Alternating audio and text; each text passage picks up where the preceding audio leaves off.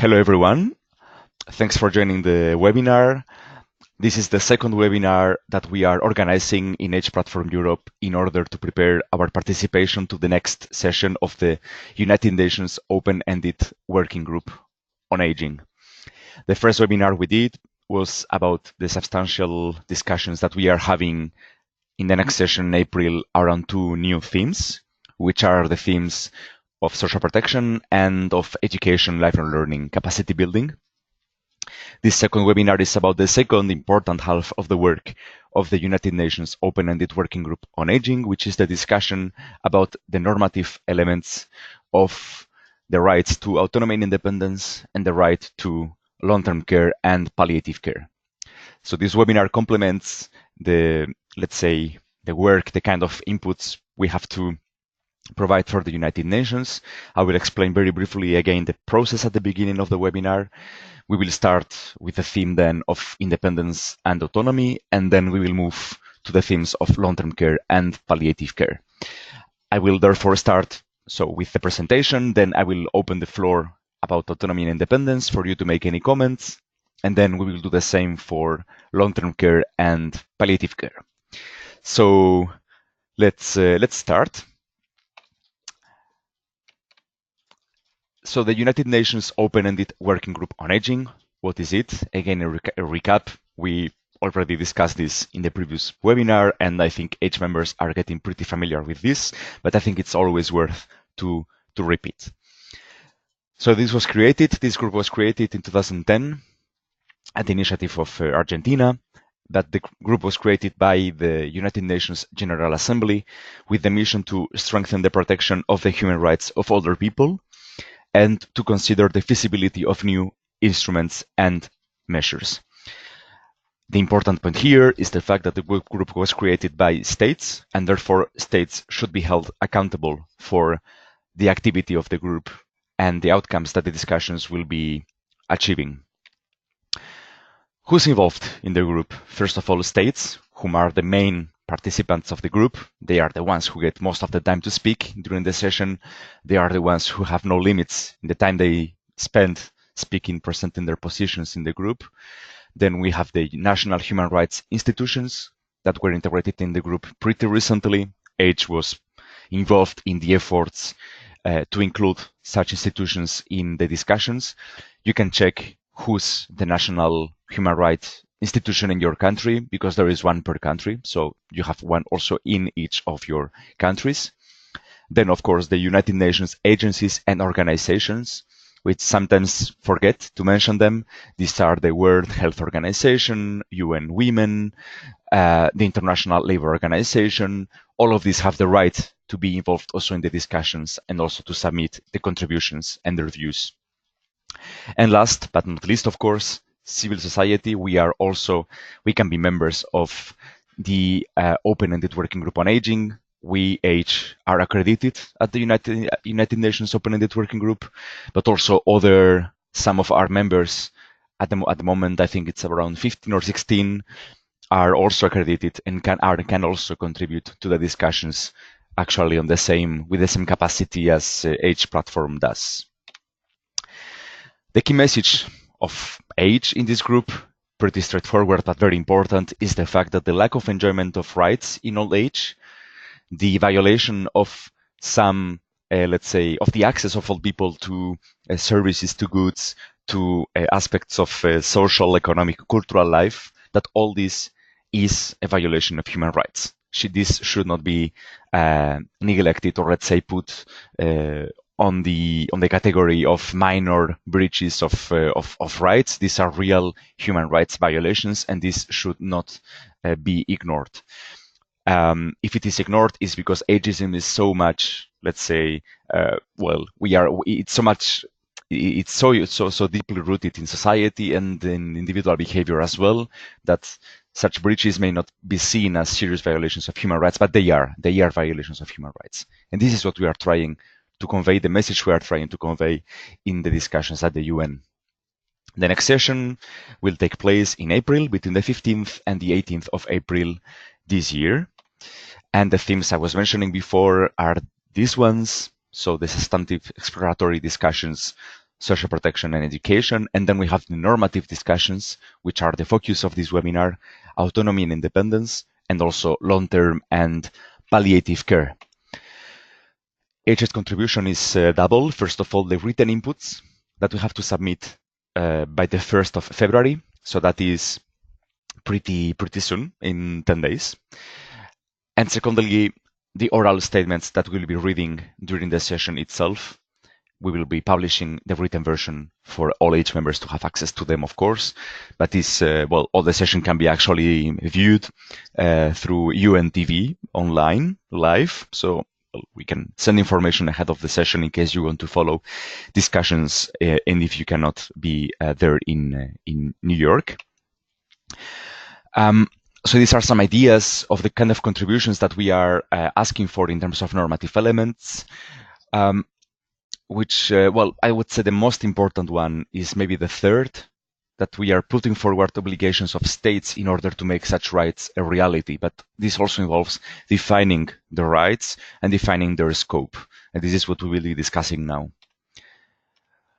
So here we go, normative discussions. That's what we are focusing on in this webinar. Maybe before starting to discuss autonomy and independence, it's important for me to provide you some background information on this.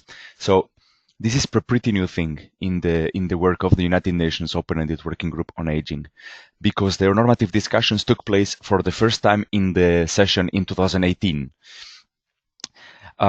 So the chair of the group decided that in order to make the work of the group improve and evolve, it was important that the discussions not only focused on some themes, which is something that started in 2017 with a focus on equality and on discrimination and also on elder abuse, but that we also focus, or once these topics have been discussed in an exploratory way, we focus on the normative elements of these topics and of potential rights in a new instrument.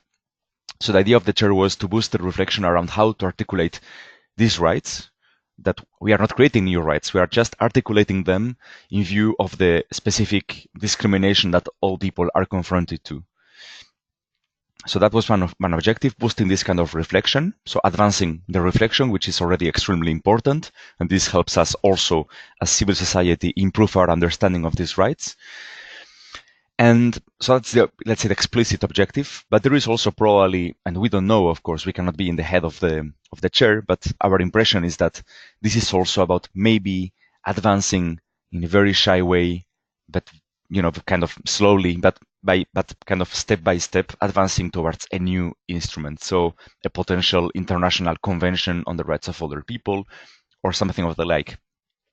This is not the explicit objective, but in practice, if discussions about these rights evolve and that we are able to define the rights, to define the obligations of states, then we are creating the materials that could be part of a potential international convention on the rights of other people.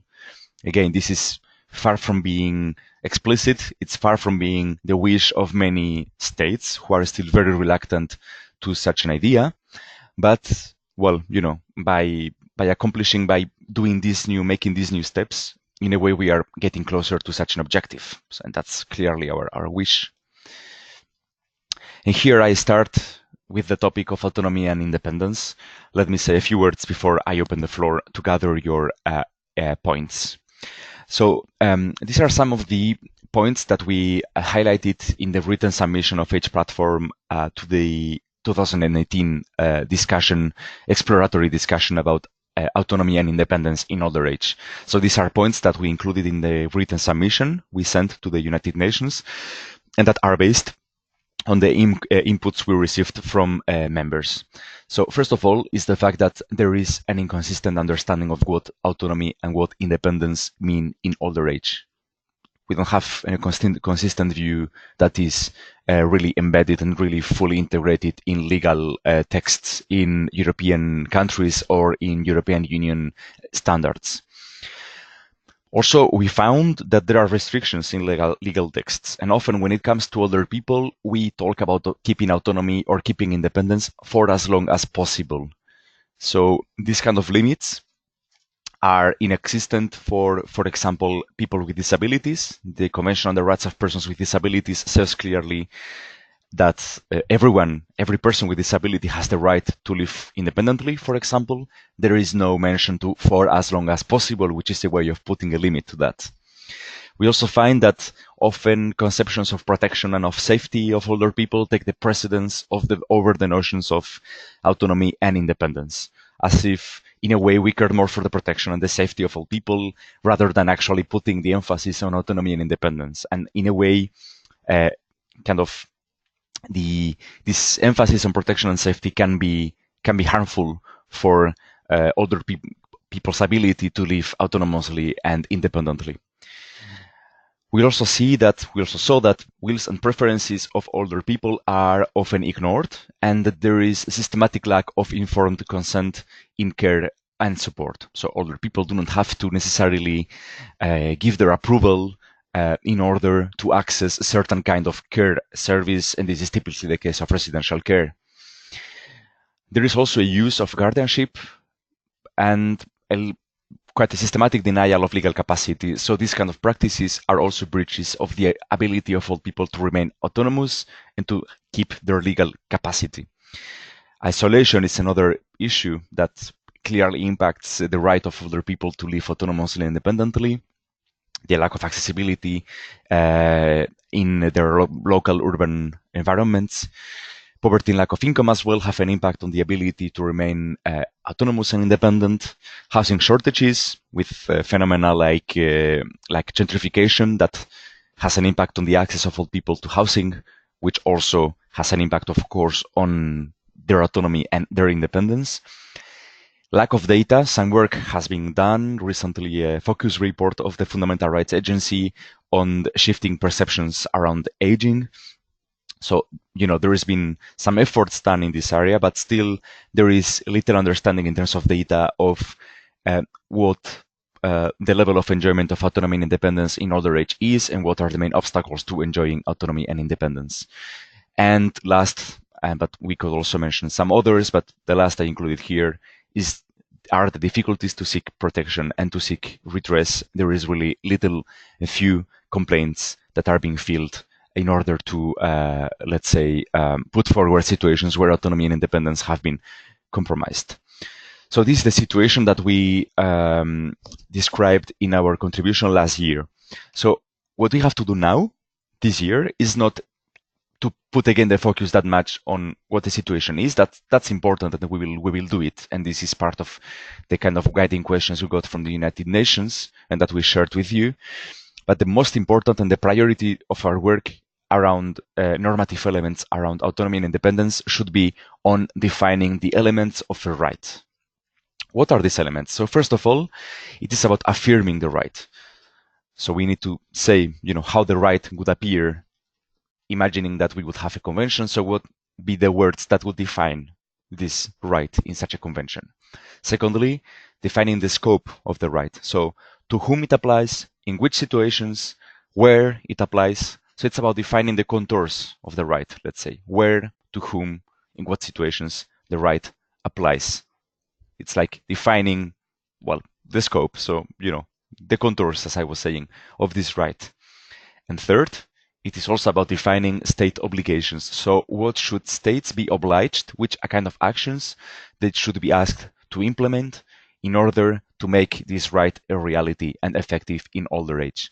I mean, as you see, and it's important to bear it in mind, we all, from our kind of younger ages to our death, we all have the right to be autonomous and independent, and that's part of the Universal Declaration of Human Rights.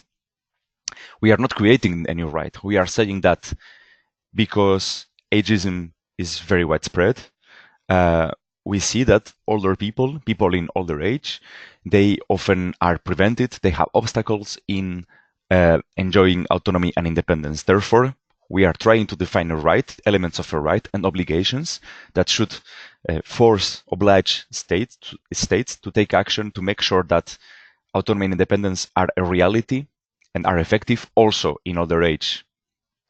This is what we are trying to do. So again, here the elements of the right. I included the work or the what UK, our member in the UK, has been already delivering in terms of affirming the right and defining the scope. Age UK is extremely active at the United Nations, and they are working now on their own written submissions, and they organized with the Global Alliance on the Rights of Older People. They organized a webinar last week, and this is how they present the right, and this is how they define the scope. So how they affirm the right. I will read it with you. They say, older persons have the right to independence, personal autonomy, and control over all aspects of their lives, including the ability to make decisions for themselves. This includes the right to enjoy legal capacity on equal basis with others. So you see, it is pretty straightforward, and as you see, it is, well, this is how the right should appear, in a very kind of short way. We shouldn't say many words here, but we should say the essential. We are affirming a right. And secondly, we need to then define the scope of the right. So to whom, where, in what situations the right applies. And this is how HUK, in the webinar last week, how they defined it. This right shall apply to autonomy, self-determination, and control over all aspects of decision-making for older persons. So we may decide that we may have such a similar, for H's contribution, we can have a similar scope, but we may also decide that we may complement this scope with maybe more comprehensive view, for example, autonomy and independence apply to all aspects of older persons' lives, and autonomy and independence should not collude with the notions of protection and safety, for example, etc. Well, and lastly, the state obligations, and this is, so what should states be obliged to do to make this right effective? And this is where your contribution could be very important. So here are the three questions. Finally, I'm getting there on the kind of inputs now you can share with us. So first, maybe you want to share with us now how you could define autonomy and independence. Your input can help us refine the affirmation of the right I was referring to, and also the scope. Secondly, what are the obligations that states should have to make autonomy and independence in old age a reality? So here again, you can give us your ideas, what kind of obligations you think your own countries should have to make this a reality. I've highlighted before the challenges we see. Many of these probably apply to your own country. So what can states do? What should we be asking states to do in order to make this a reality? And lastly, maybe you want to provide any examples of legal frameworks in your country that are relevant to this, and tell us something about the strengths of these frameworks and the weaknesses you see as well. But I would probably prefer to start asking about your definition of autonomy and independence, and also to focus on the obligations that states should have to make this a reality. So I would now like to open the floor, ask you to take the floor and to share your views on this. You can, in order to talk, you can either write questions on the chat on the bottom of the GoToMeeting window, or you can also unmute yourselves, unmute your microphones. They will show in green, and then you can make your questions. So the floor is open. Feel free to contribute and to ask questions and to make comments, please. Moses, I think you have something to say. Yes. Good morning to all. I want to break the ice, and I'm going to touch a very relevant question at the moment. It's the pre-exit. Let me make it clear. I am in favor of the European Union, but I respect the opinion of the English people. So remarks that are being made in newspapers, even in Malta, is that the vote was that the elderly people voted to remain, to leave, whilst the young voted to remain. And the comments that I heard, especially on the television in Malta, is that these people are deciding, the elderly are deciding for the future of the young people. But they forget that the young people fought for the independence of our countries, for the freedom in World War II, and made all the sacrifices. And they should not be criticized for what they think is right for their country. That is my first contribution. Thank you. Mm-hmm. Okay, thank you, Moses. So it's slightly outside the focus of the discussion, but in a way, I take your point because I agree that there is some ageism in the way we analyze results in elections or in the referendum for around Brexit. And the fact that we, because of ageism, we tend not to analyze the vote in terms of socioeconomic level, in terms of individual situations, or we tend to take all people as a kind of a homogeneous group voting, you know, in the same direction and just caring about making the future of young people more difficult. So I see that there is a problem there in terms of ageism in the analysis. So thanks for your comment. And certainly, I would say that such form of ageism can be harmful for the ability of all people to remain included in the community, to participate as equals, therefore to their ability to be autonomous and independent. So, I mean, I do see there a link, certainly. I see that Francesca was making a comment in the chat. So, as I said, this is a way you can use to also make any comments. So, Francesca is saying that independence, so autonomy is, let me see, so autonomy is the power to self-determination, the power to make decisions, and the freedom to act. And that independence is the capacity, the ability to translate that into autonomous actions. I think I agree with you, Francesca. We had some discussion about, you know, how do you define autonomy, how do you define independence, where do you put the border between the two of them? So in a way, autonomy is like the power to make decisions and to have the freedom to decide make your own decisions, to think about them, and to really to get to your own decisions about what you want for your life, right? And independence could be more about the actual ability to translate that into practice, into actions. So independent living could be, let's say, the result of the fact that you have autonomously decided to live in a certain way and to participate in a certain way in the community, etc. So I think this is, I think it's a good point, Francesca, and I think it goes somehow in line with what we discussed also in 2018 at the UN. Are there any other comments? Again, you can reflect both on this definition thing I'm referring to, because we need more input from your side in order to affirm the right in a comprehensive way, and also its scope. So this is really useful for us. But you can also think in terms of state obligations, which can be somehow straightforward, even though still challenging work. But maybe you have ideas of how states could guarantee that we all enjoy autonomy and independence in old age. Feel free to unmute yourselves or to write any inputs in the chat. Ebbe? Hello, it's Ebbe here. Oh, it's very noisy. Yeah, I muted Elizabeth. I think it was you who had some noise on the background. So Ebbe, you can maybe first talk, and then I will give the floor to Elizabeth.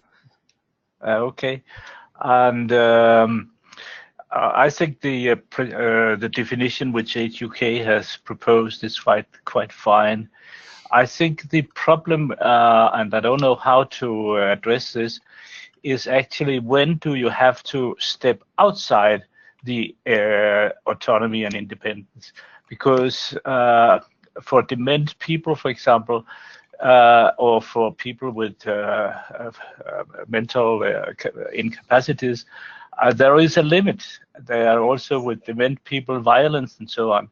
So somehow there is a limit to this autonomy. And we have quite specific definitions in the Danish laws about how to handle this and how to document if you have to, should I say, use or to invoke on autonomy. And so my proposal would be that there is a requirement to document any situation where you have the necessity to actually overrule the independence. Mm-hmm.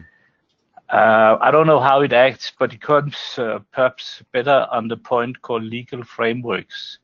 Mm-hmm. And also there, I had the situation in mind that a legal limitation on freedom and independence is often written in quite different laws than human rights laws. They are, should I say, put in place in all kinds of law defining labor market, for example, hospitalization, where we have made in Denmark special double price for people over 80 in order to keep them at home. And it's hidden in other aspects of law that the limitation of the independence and freedom of people are put in place. Therefore, I think the legal framework must address that there should not be invoked limitation to the independence in other laws. Mm-hmm. I don't know how to phrase it, but these are my two ideas regarding these items here. Mm-hmm. So mostly dealing with the legal framework, I think. Mm-hmm. Okay. Thank you. Thank you, Eve. Thank you. Thanks for your comment. Also, I think I agree. Yeah, Moses. Yeah. I agree with Ebbe. Yeah. And I remember once I was in a seminar, and this issue was on the floor. I give one example. A person who is in an institution and he doesn't want to be washed. That would create a difficulty for other persons who are at the home. So I agree completely with Ebe. Thank you. Mm-hmm. So this is a topic.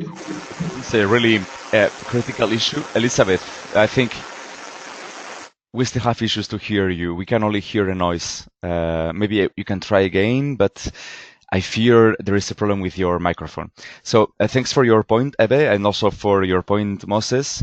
I also saw in the chat that Francesca was agreeing with Ebe, and that now, Elizabeth, we cannot hear you. I'm sorry for that, really sorry, because I would really like to also know your view on this. If you can maybe disconnect and try to reconnect the microphone, that would be helpful. I really hope it can work. If you can try that. And also, I think if I can read out, Moira, your comment, you said exactly in agreement with Ebe, what provision is there for people who are no longer available? In other words, when their autonomy places caregivers in a situation of non-assistance to people in danger. So I take your points, and I think this is certainly a critical issue. So in a way, maybe if I may, because this is something we discussed a couple of times also last year, and we discussed it especially in the seminar with the United Nations that we organized, and where we discussed also autonomy and independence. That was in April last year. H and the UN Human Rights Office, we organized together this seminar.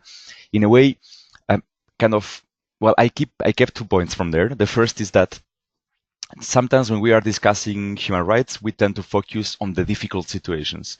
And that's, of course, essential. That's part of the picture. But we should not forget that we are discussing here the the principles, the universal principles that should guide the definition of rights and how they apply in old age. So we are not focusing on the very difficult situations. We are focusing on the rights that should be global, applied to everyone in general, as a matter of principle, let's say. So here, Sorry, Yeah. Borja. Yes. If I may continue, Francesca, and then I can. Yes, sorry. So Yes. just one minute. No, just that I wanted to say. So we should be kind of putting forward these principles, and this is what should constitute the right.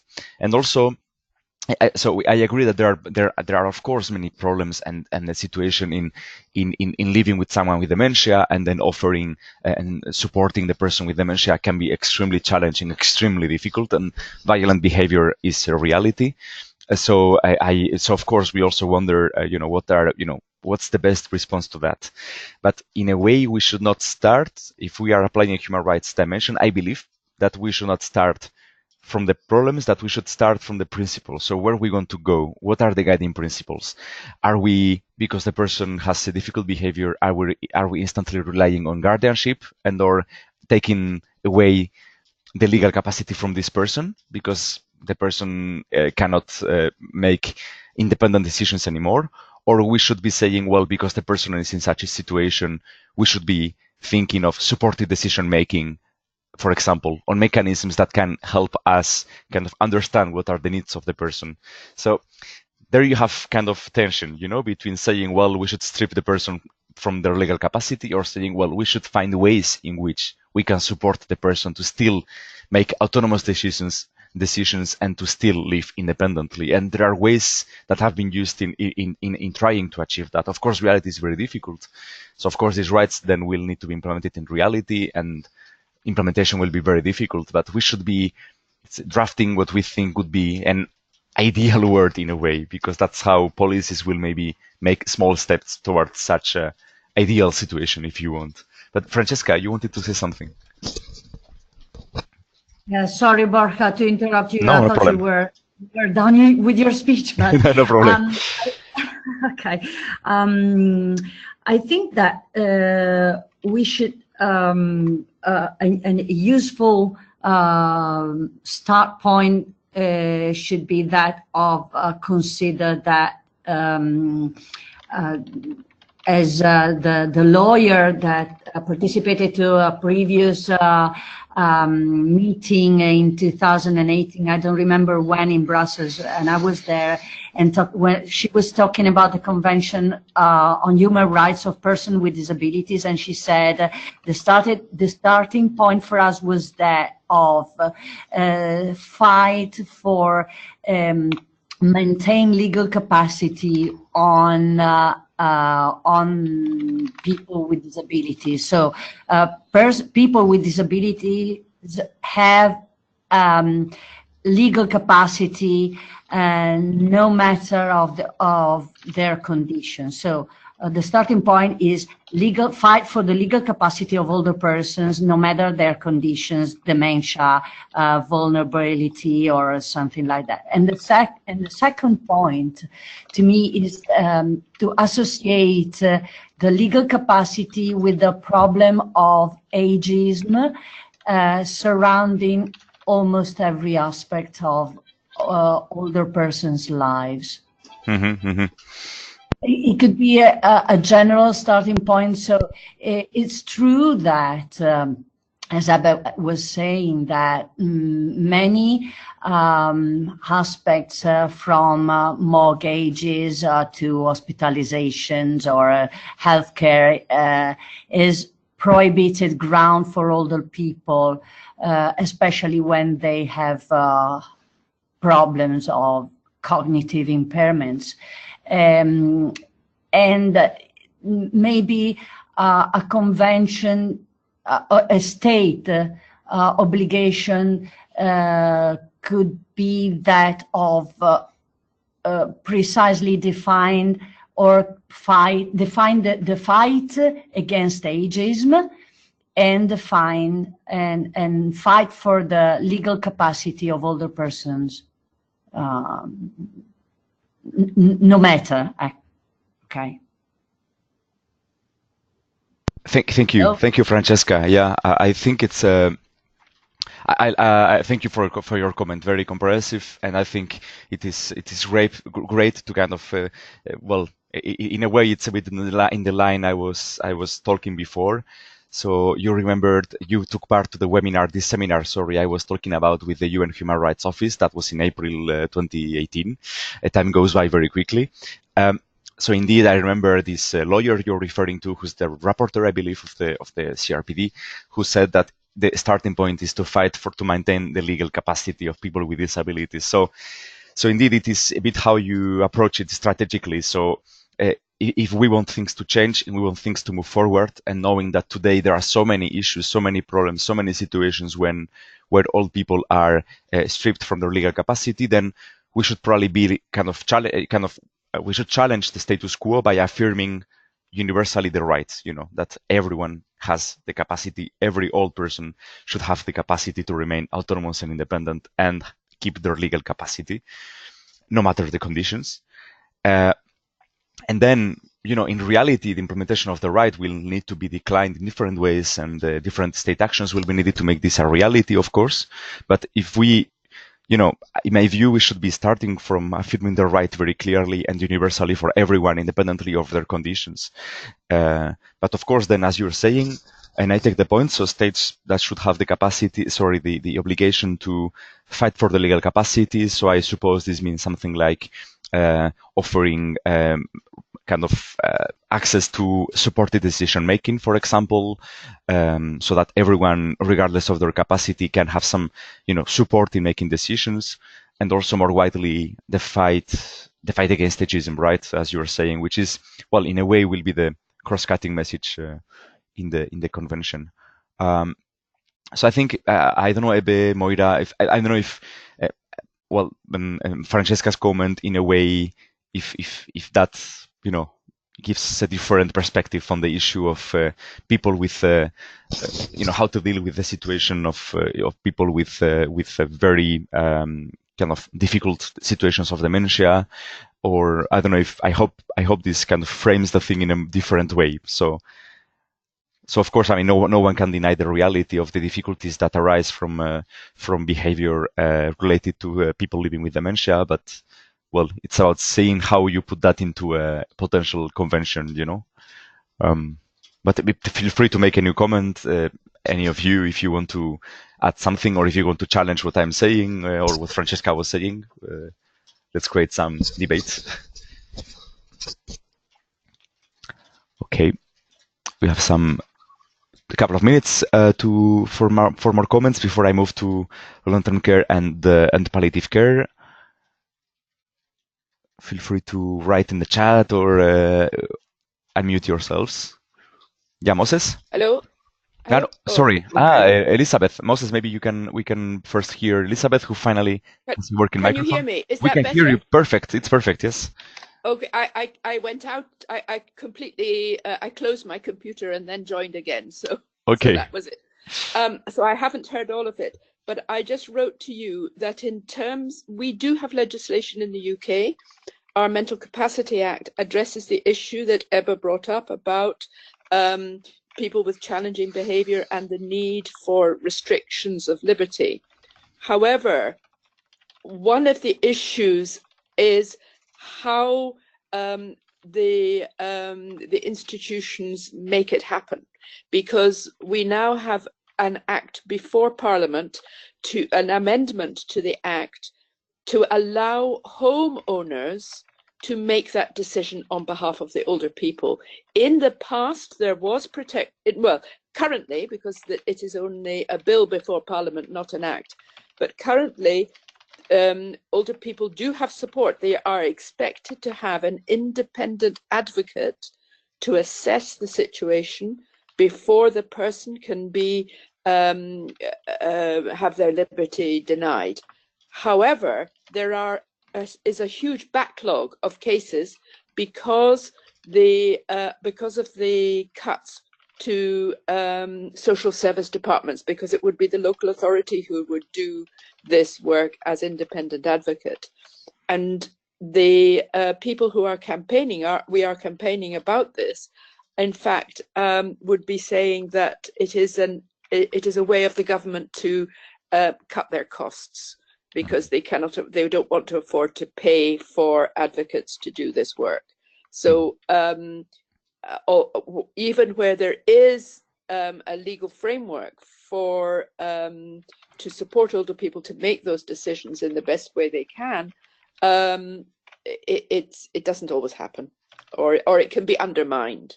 And I think we should be very careful what we put in. And I think if we are affirming the right, we must affirm the right. And maybe further down within any convention, as you say, there may be legal frameworks that we can refer to, but it must be with people's being able to make supported decisions. Thanks. Mm-hmm. Thank you, Elizabeth. It is a great example. So indeed, my fear is that if we start with exceptions, or if we start saying that people in certain conditions should not expect to be autonomous and independent, my fear is that this could be, let's say, a perfect excuse for any state or any government to cut any kind of supported decision-making mechanism, on the grounds that anyways this person was in such a difficult mental situation that they couldn't take any decisions on their own.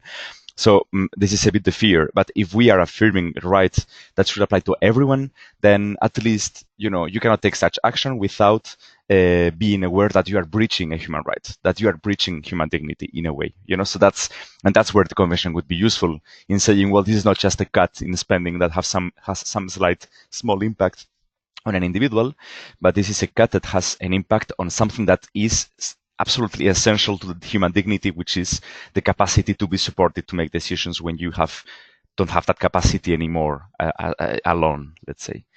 So I think, as you're saying, affirming the right is about affirming the right, which doesn't mean that that of course reality is extremely difficult, extremely challenging, of course, and that's where Moses, Moira's, Eve's comments and that are absolutely relevant, of course.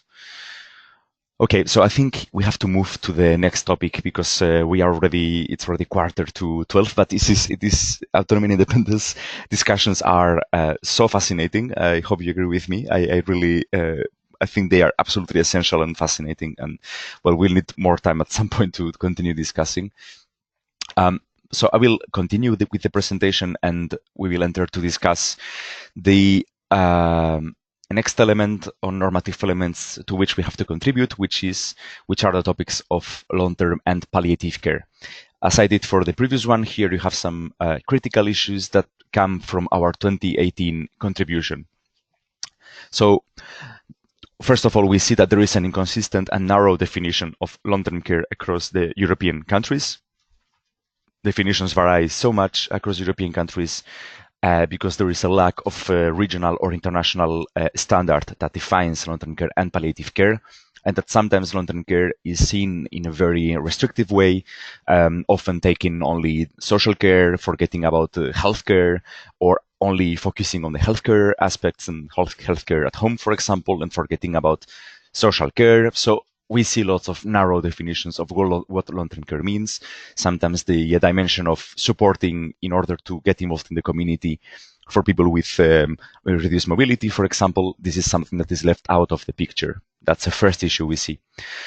Secondly, the lack of access, the lack of availability of services, the unaffordability of existing services, and the lack of quality in such services, discriminatory practices in access, on the basis of the health or social condition of the individual, but also on the grounds of other individual characteristics such as migrant status, sexual orientation, disability.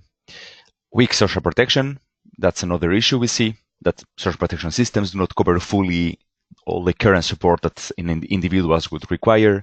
Violence, abuse, and neglect that do not only exist, of course, in the care context, also manifest themselves very clearly in care services. We also see threats to autonomy and independence, the fact that when you are accessing certain care services, well, you don't enjoy them anymore. You don't have the capacity to enjoy them anymore. You are stripped of this capacity. And also we see the unnecessary suffering in terms of not accessing palliative care. That's where I see the link I was mentioning. It is in relation to palliative care, the fact that we see situations when old people with a life-threatening condition are going through psychosocial, spiritual, physical pain that they could avoid if access to palliative care was timely and really palliative care was accessible to them. affirming the right. This is just a try. I gave to it that when I was preparing the webinar. So older persons have the right to long-term care and support, including access to timely palliative care. This includes the ability to make informed and supported decisions and to be included in the community. I was trying to put the emphasis on the decisions, the capacity to make decisions, because this is something that we see too often at stake, and also the capacity to be included in the community, because again, here in certain care services, this is not really the case. Then we need to define the scope and the state obligations, and here that's where I need your support, and where we need your inputs. Also, actually, in affirming the rights, so that's also open to your contributions. So how could you define long-term care and support and palliative care? What are the obligations that states should have to make this a reality?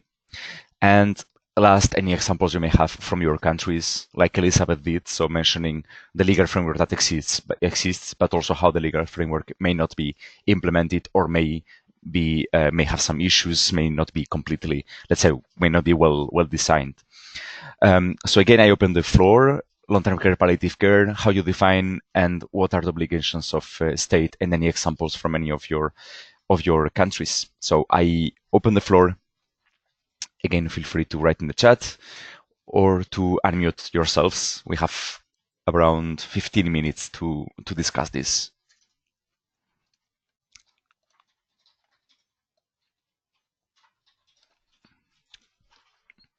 Maybe someone wants to break the ice. Elizabeth? I think I could have a whole day on this. Of course. We only have 15 minutes. The issue of, I mean, certainly in the UK, the long-term care and support is enshrined in law, both in terms of originally health was for people who needing nursing care. It was in the various health acts, and residential care was given at the time of making the National Health Service in 1948, was given to local authorities. In the UK, they have now combined this in terms of administration at government level. So at policy level, it's now called the Department of Health and Social Care. But in terms of the funding sources for people to access the care, it is still separate. And in terms of the government seeking to find ways of ensuring that healthcare which was free and residential care which was paid for through your own money, there's now a very complex assessment of needs, which again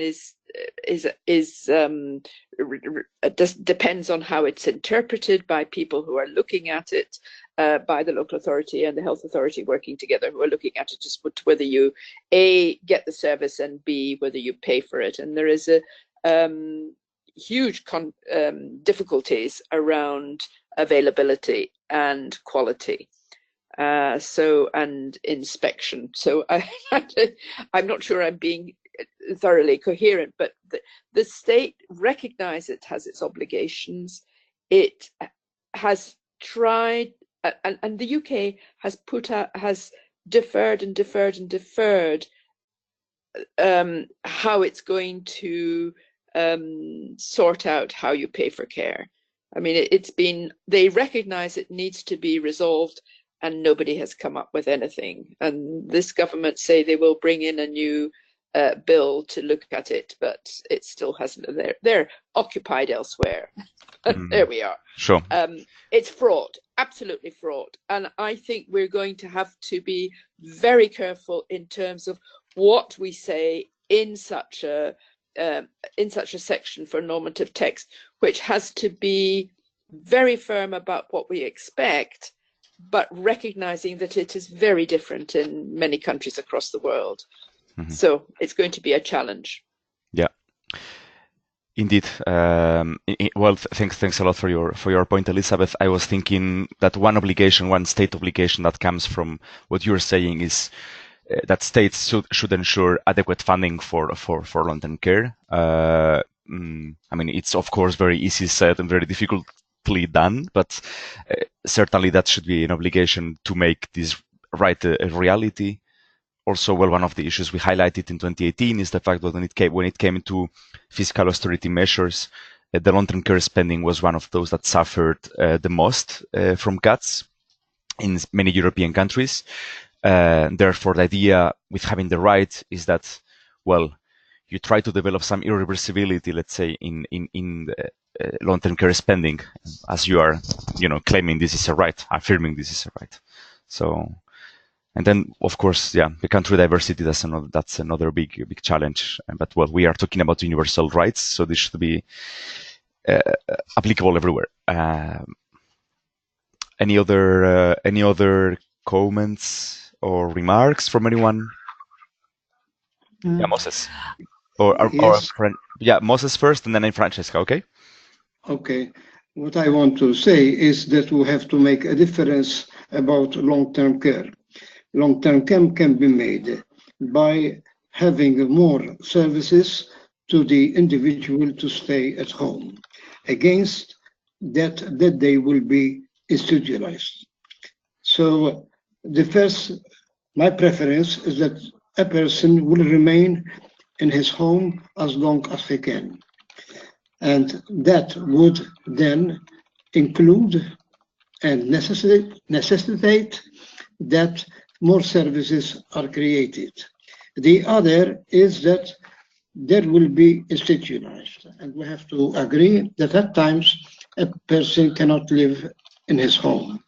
So therefore, more homes are needed because the waiting lists are very long, and it takes many years to able to have a home if you go to a private institution rather than a government institution when you are not able to bear the cost.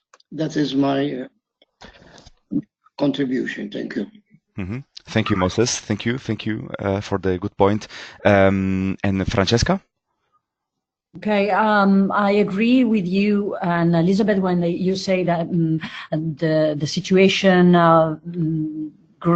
is greatly different from European state to another European state, and in Italy we faces many differences between region and region.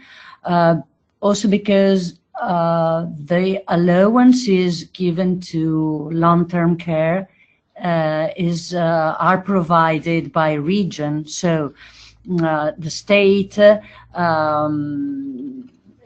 provide funding to every region, and the region provide funding to different settings on the basis of their national funding. It's not very. It's a bit complicated, but if you know what I mean. So state funds region, and they decided what funding is given to different services and facilities and services. So poor regions are facing poor long-term care services and poor quality long-term care, and richer regions are better qualified, in a word. So I agree with Elizabeth when she says that we should be very, very careful when talking about definition and how to commit different European regions or European states to the long-term care. Mm-hmm. Yeah, indeed, those differences, and well, in my presentation, I refer to the fact that indeed you have this wide diversity, also in terms of spending between European countries and within, as you say, also within European countries. I would also say that maybe I'm thinking that we should maybe not worry too much about this diversity, in the sense that, again, as for the discussion we were having before about the universality of the right you are affirming, and the fact that it should apply regardless of the individual situation, we should maybe think in the same perspective here. So we are defining rights that should apply everywhere in the same way, regardless of the condition, and everywhere. Again, reality is extremely challenging, and we always say that it's not because you have such right kind of declared or a new convention kind of affirming them with legal value, that doesn't mean that reality will change instantly, but at least you have an orientation, you have a direction that is aligned with the human dignity, with the human rights perspective somehow, and that should kind of trigger action at all levels and regardless of their starting point, let's say. That would be a bit my view. But of course, I mean, reality is a bit like, I hear what you're saying, and the differences in Italy, I'm aware they are really wide. And okay, I see some comments in the chat that I will try to read as well. By the way, I saw, Elizabeth, your very long comment before. I will copy it before I close the webinar to save it and have a look later. Moira says that going forward, training and prevention could work to cut spending. So indeed, so you could think of care services that are more proactive and preventive.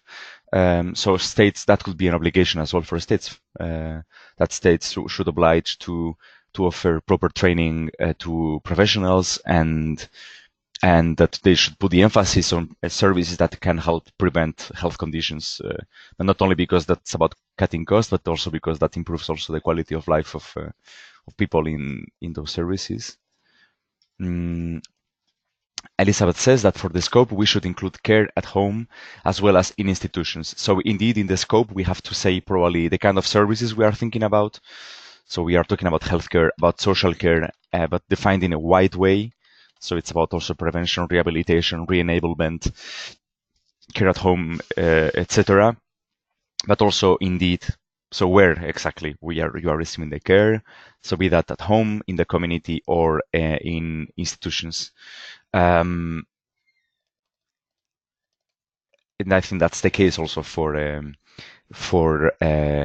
CRPD, that they specify where, and they include the 3 places: community, home, and institutions. Moira says aging in place is desirable, but if it is aging in place all alone, it is very cruel. Innovation in terms of co-housing, intergenerational housing, and foster parenting seniors, transforming bigger properties to accommodate additional people, will need to be explored. So that's again regarding the place of living. So again, a comment I will take on board. I will copy and paste all this in notes I'm taking. Any other comments you want to make? We are coming to the end of the webinar. It's already 12, precisely 12. So if you have any last comments, if you want to wrap up, it's the moment. Moses, shortly. Yes, I think it already started when we said about the insurance issue. This is about discrimination. You have to pay double the usual rate if you are over 75, and then double again if you are over 80, even if you are still in good health. I think this has been already raised by Nina, the other one who normally goes to the United Nations. Okay, thank you. Yeah, thank you. Discriminatory practices, indeed, yes, that's an important point, and that's something we should also highlight. Discriminatory practices that should be banned, and states should be forced to obliged to ban any kind of discrimination in access to services, in access to social protection, etc. So that's something also we should include indeed in the contribution.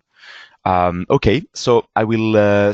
We've come to an end. I know this is a very quick webinar, and I know that we could have kept talking for much longer. But I suggest that we wrap up, that we stop here, and I also suggest that those of you who haven't shared written input with us for the moment, I suggest you do that if you have the time to do so. Any written inputs you share with us is really very much welcome. We have still to work on the text itself that we'll be submitting, because we are awaiting inputs until this Friday. So next week we'll be rushing so much to deliver these written inputs by 1st of February. And this is my email address that you know, so you can contact me if you have anything to add that you couldn't express during the webinar. Please feel free to contact me. I will be uploading this recording in YouTube, and together with the other one of last Friday on social protection and education, they will be accessible in our YouTube channel. I will be sending you the link very shortly. So let me thank you very much for your participation, and I look forward to further discussing this with you by getting your written contributions, or if you want to add anything via email. So thank you very much. Thank you. Thank you, everybody. Bye. Bye. Bye-bye.